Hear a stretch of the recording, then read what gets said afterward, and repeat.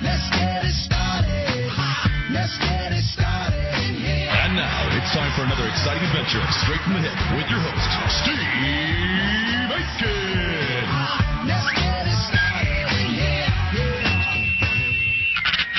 Don't get stuck on stupid.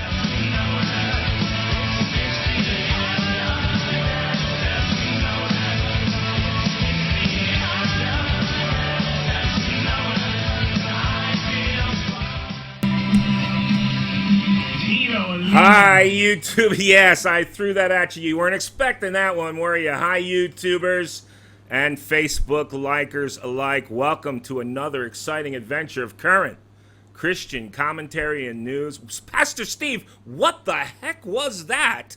Well, I'm going to tell you. That was the actual introduction of my old talk show radio days, and I decided to dust it off because I promised you I'd do it. No better reason to do it than today with our special guest. I feel like I'm back in the studio in my old days from a deep bunker, deep inside of the earth, the president, CEO, founder of Stranger Than Fiction News. You know him, you love him, the one and only Mr. Ron Johnson. We got a special show for you. You're not going to want to miss it. Ron, welcome to Current Christian Commentary News, and thank you for being on today. Hi, everybody. Hi, Pastor Steve. Thanks for having me on.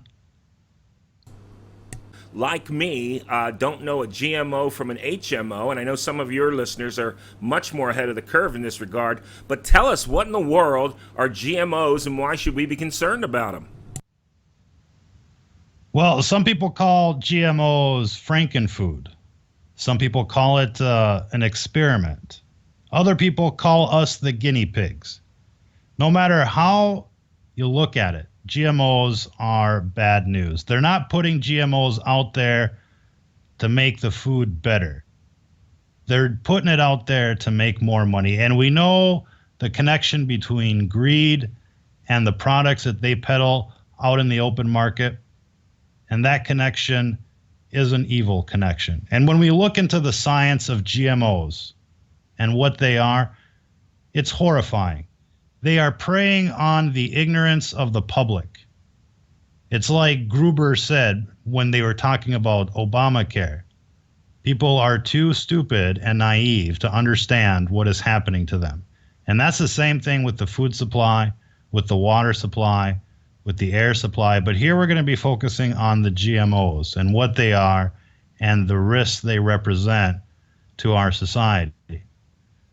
Now, first and foremost, the main goal of GMOs is to integrate a pesticide or an insecticide with the food somehow. That's the main goal, is to let them survive the growing season so that they can make more money. And what ends up happening, for the most part, is that the GMOs, the food that they're growing, 85% of the food out there is GMO now. And of course, they never, asked for your permission. They just quietly introduced it into the food supply. But the main point of these genetically modified organisms is so that they can incorporate a pesticide in them, and to the extent where they can increase the amount of pesticides that are being put on these fruits and vegetables. And of course, that poses a risk just by itself. But where it gets even more dastardly is when they actually have the plant produce GMOs they have the plant produce insecticides in the plant themselves. So you can't even wash it off. And so this kind of brings in the conversation of what is a pesticide. A pesticide is a poison. It's there to eliminate pests. And unfortunately, what people aren't understanding, given the current situation of good versus evil out there, the current situation is that people are the pests. But let's just put that aside for a second and pretend that that wasn't the situation, that they're just applying this chemical, this poison onto the food so that it can survive the growing season. Again, the point of these GMOs is so that they can increase the amount of pesticides or the resistance of the plant to these pesticides. And that is one of the major goals of this tinkering with nature. It's not the only goal. It's not the only objective, but that's the cover story. So, Ron, if I can interrupt for a second. So we're not talking about, crop dusting versus, we're talking about actually modifying the procreation, if you will, or whatever the technical word is for plants, so that this GMO, this pesticide, continues in a legacy down through the food chain in the seeds, and then the replanting, and on and on and on. And this stuff is obviously very unnatural. This is what you're getting at, though, right? Well, you bring up a very good point as far as what happens down the line, because right now there's a new technology called gene drive technology, which makes what they're putting in the plants what's called dominant in terms of genetics, which means that it will automatically be passed on to future generations. But that's kind of a Pandora's box, because of gene drive, GMOs can all of a sudden conquer all of the other genes out there in nature. And so if some of this pollen blows in the wind into another field and starts doing its thing over there, the genes from the GMO will dominate and take over the natural genes of that gene pool. And as population genetics goes, that will basically exponentially increase over time. Did I read somewhere that these specific gene modifications are actually copywritten by the major corporations? Of course, and even the natural versions of the plant are copyrighted. They're going to copyright everything, and eventually they're going to copyright your DNA if you give them a chance. But that's kind of besides the point as well in this discussion. But what's more concerning here in the short term is the increased amounts of pesticides in the environment, because that has an effect not only on the ecology or the fauna and the flora of the local environment, but it also has an impact on the people, the consumer. People, you can't wash off pesticides. They're made to be rain resistant. And if you remember anything about this conversation, have it be that, because systematically everything that people are ingesting is laced with pesticides. Don't think for a second that industry is going out of its way to wash off the pesticides in your tomato sauce or in the food that you eat at the restaurant. They never give you an ingredients list for what's in the restaurant, and that's really the catch-22 in all of this. You just sit down at your local shop, and you order off the menu, and they bring the meal to you, but it's all laced with pesticides, and these things accumulate over time. So even if the dose is insignificant, we're talking micrograms, day after day, over time, that will lead to something. That will lead to some sort of disorder or some sort of problem. And there's quite a bit of scientific study that relates the use of pesticides with disease clusters, in just about every state. And that's just one of the the ingredients of the modern day cocktail effect that we have to worry about. Because a lot of these things will have synergistic effects with other things that are present in the environment, including electromagnetic radiation. EMF radiation from cell phone towers and the like will increase the polarity at the cell membrane of people that are near these towers, and so that makes things that weren't permeable to the cell membrane, which means that it can transverse that cell membrane. It makes these poisons more effective with everything else that's in the environment. So, I mean, that's really one of the major points here, is that they're modifying the crop so that they can increase the amount of pesticides that they apply, and that stuff accumulates over time. And when people come down with some sort of disease, they don't know why. They're just giving people, some sort of remedy to the symptom, but they're not finding a solution to the problem. And so this is a hidden danger, and the more you look into this, the worse the story gets. But that's not the only bad news when it comes to GMOs. They have to use what's called a promoter to make the genes that they insert into the plant work. And this ends up being a pretty big deal, because promoters aren't lock and key for a specific lock. Promoters can be like a master key that turn on all sorts of genes. And what's really remarkable about genetics is that when you look at it, it's absolutely like a programming language. And there's all sorts of switches in the DNA that turn on given the conditions that are in the environment of the organism or the cell. And so these naturally occur, promoters naturally occur that will turn on a specific gene or a set of genes for specific reasons, such as you eat something, so your body knows that it needs to increase the amount of insulin so they can break down the sugars, et cetera, et cetera. And so there's all sorts of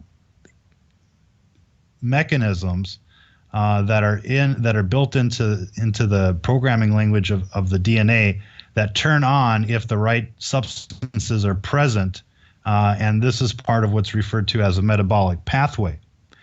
Which is just basically, you can think of it as a chemistry equation. And so it goes from one substance to another substance, and this is the way it goes. Now, the problem with promoters is that these can be a master key that turn on several different genes at the same time. And a gene makes a specific product. Now, it used to be that they were thinking that one gene makes one protein. And so we're going to get right down to the biology. When you eat, like, say, a steak or chicken or something like that, you're eating protein, which gets broken down into amino acids, and then that gets reconstructed, into the proteins that you need in your body. Now, the problem with these promoters, again, is that they're turning on, different genes doing who knows what, and while it's in the plant, it's these promoters are targeting a specific characteristic that they're looking for, like resistance to a specific chemical that's in the pesticide.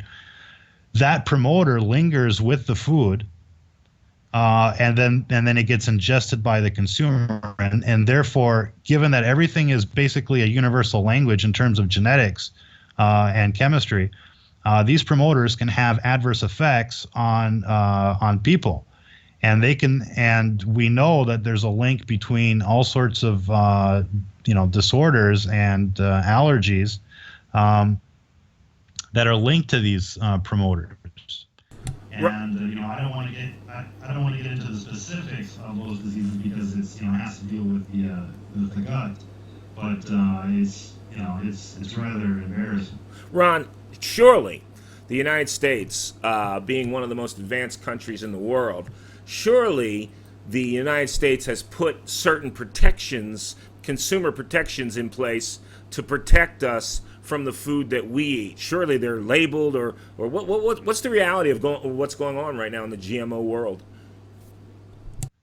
Well, the politics is rather complicated. There's a pretty big push to label foods that contain GMOs. Vermont was probably the first state that actually put something in writing, and it was passed by their state government.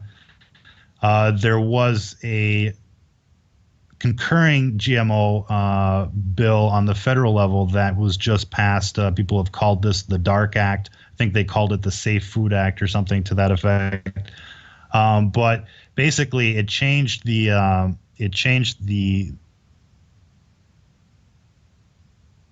I suppose I'm searching for the word, but basically it changed the requirement. That's the word I'm looking for. The requirement for labeling. And that in itself is kind of confrontational. But in any case, as far as the standards of safety, they do go through testing that is funded by the companies that are looking to sell their products. So wait a minute. Let me make sure I understand this. The GMOs, which we know are obviously genetically modified, we have cause and effect with certain diseases and other unnatural processes within our biology. And I was a little tongue-in-cheek when I said, surely we're warning our folks and being a little sarcastic that we're telling our folks about this stuff. Because I'll be honest with you, until I got to know you a little bit, I didn't know a GMO from an HMO. This is serious stuff. How long has this been going on? Well, they quietly snuck it into the food supply at least 20 or 30 years ago.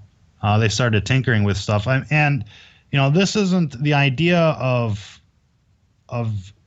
basically making food better isn't new. I mean, they've been tinkering with food naturally for as long as human civilization has been here. But recently, they've been able to cross things that have never been crossed before. I mean, you used to be able to breed a donkey and a horse and get a mule. But now they can start crossing a fish with a tomato so that it'll become, more resistant to cold weather. And while some of the things might seem rather okay, our major concern is related to the pesticides and the promoters and gene drive technology, which basically enables a modified plant to dominate an ecosystem.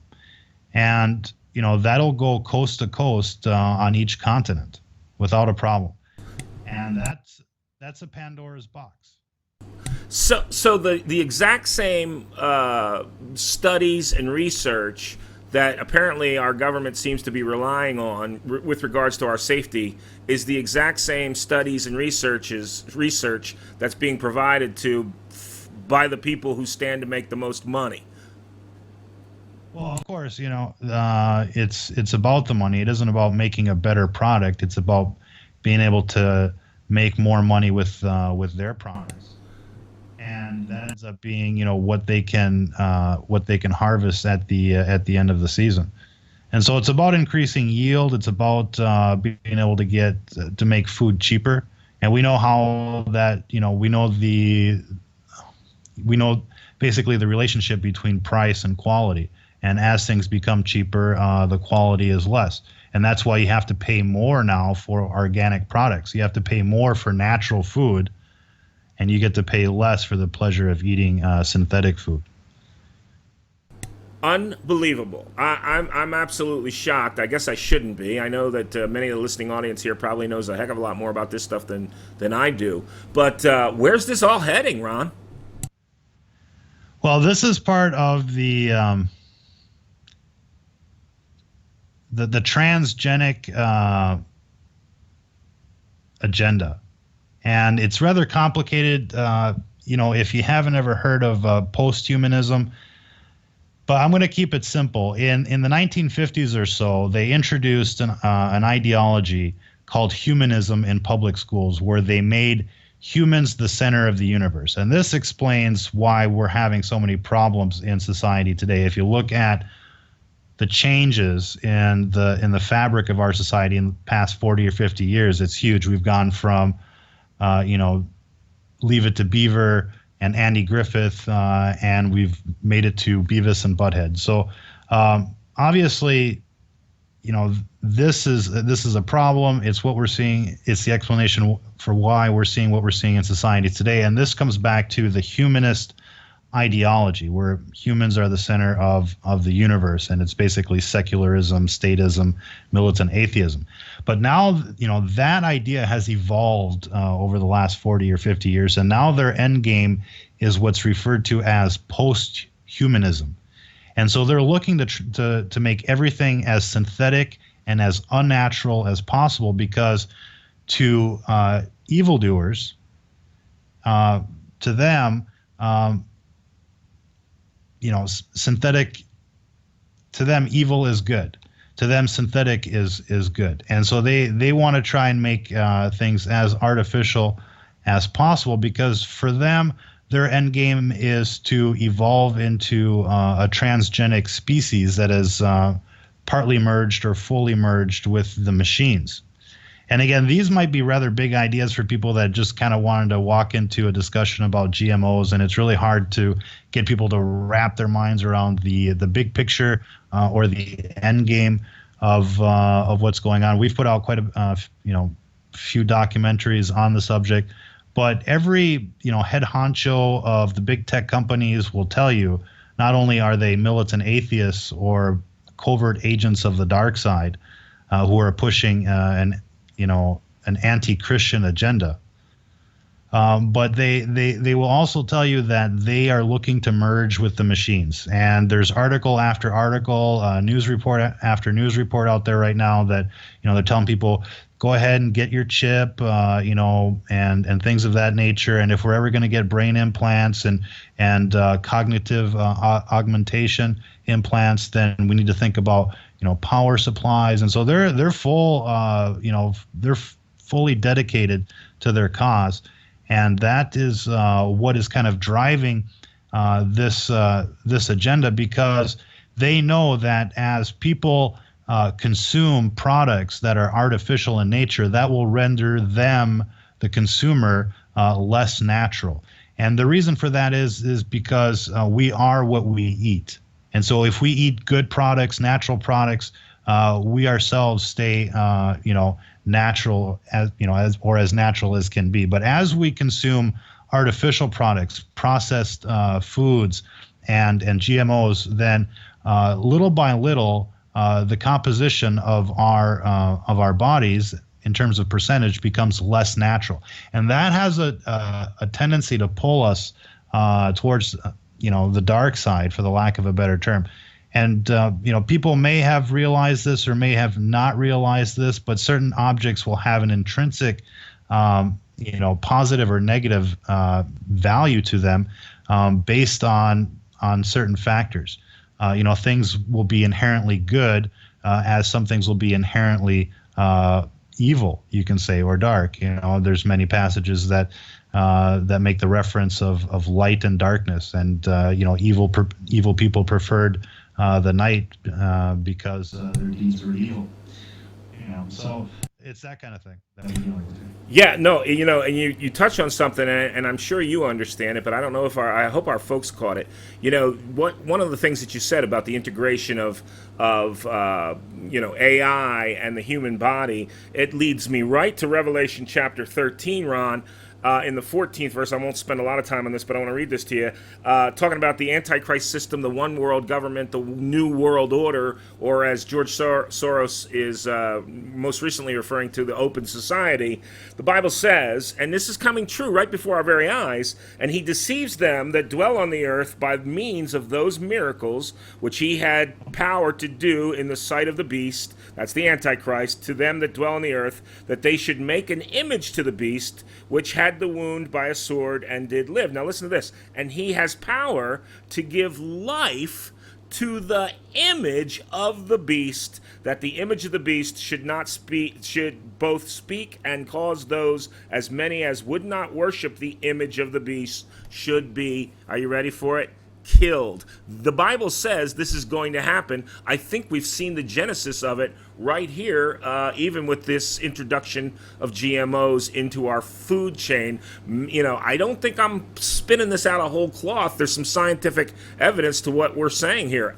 Anyway. Well, that touches on a very interesting subject. When people think of the book of Revelations and the beast and the mark of the beast and things of that nature, all of a sudden when we start looking at the way our world is in modern times, obviously, we can see the Bible playing out before our very eyes. And if anybody is out there has paid attention to the barcodes that are on absolutely every product that you buy, they're all embedded with the 3 6s that we see in the book of Revelation. And and we see this marketing strategy or this symbolism in quite a few different products. Sometimes it's cleverly hidden, sometimes it's not. But yeah, the mark of the beast is out there, and many people will tell you that it's digital. And when people talk about the RFID chip that they're getting, that they want to have implanted in people, they refer to that as the mark of the beast as well. And so, if you make the connection between the barcode and the RFID chip, if those are the marks of the beast, then what will be the image of the beast? It's going to be a Skynet type of system. And, all the evildoers in all of these major corporations that control the food supply, they control the job supply, they control the government, they control everything, in the secular world, they're looking to push this beast system straight out of the pages of the book of Revelation and into your daily life. And so the time to wake up to that fact is now, and to recognize what this beast system will look like is now, because once they start rolling out Terminators, once they put Skynet in place, it will be too late to protest. Almost like Arnold Schwarzenegger movie, only in our lifetime. Ron, I know you don't have much time. You're in a bunker deep in the earth somewhere, undisclosed location.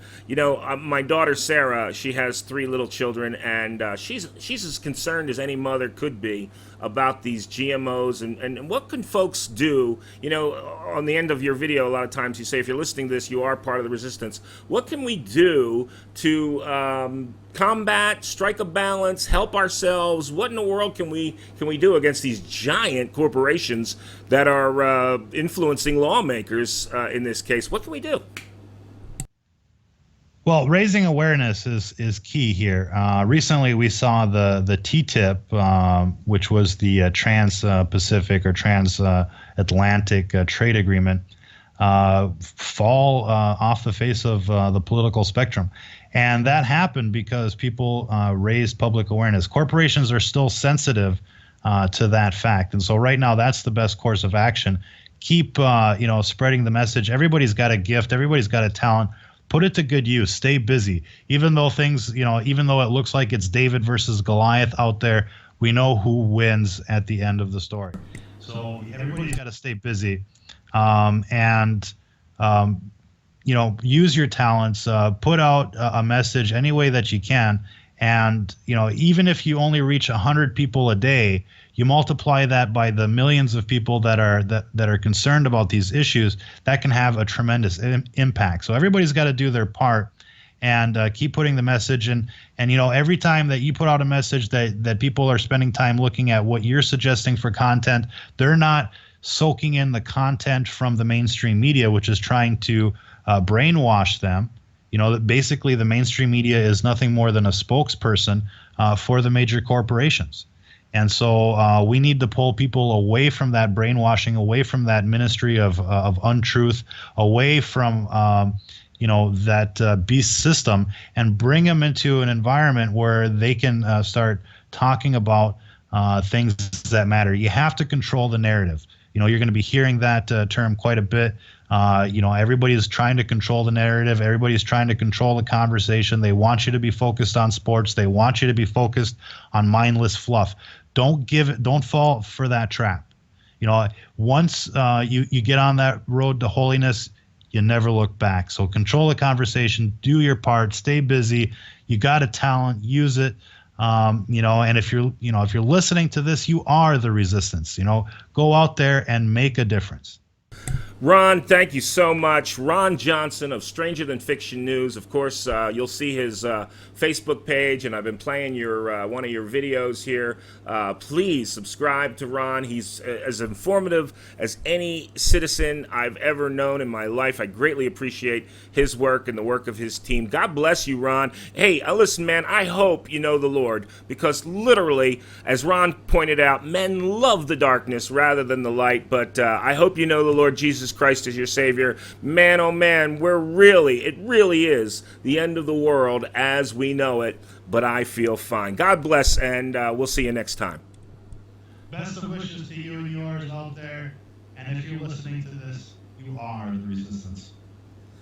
End of the world as we know it. It's the end of the world as we know it. It's the